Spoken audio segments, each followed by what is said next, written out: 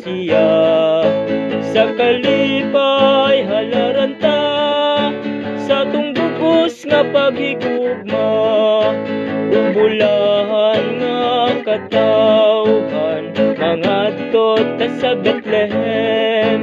Kay ani-ana nataw na ang hari sa mga anghel.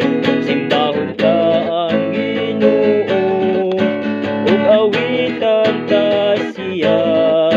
Sa kalipay halaran ta, sa tungbugos nga paghigugma, umadaugong katawhan, mga tota sa Bethlehem.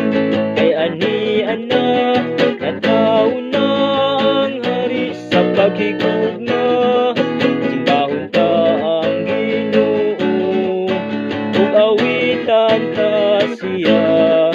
Sa kalipay halaran ta, sa tungbugos nga paghigugma, o anghel sa kalangitan, pag-awit sa kahinangon.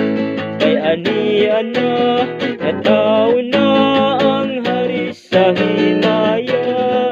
Simbahon ta ang Ginoo, ug awitan ta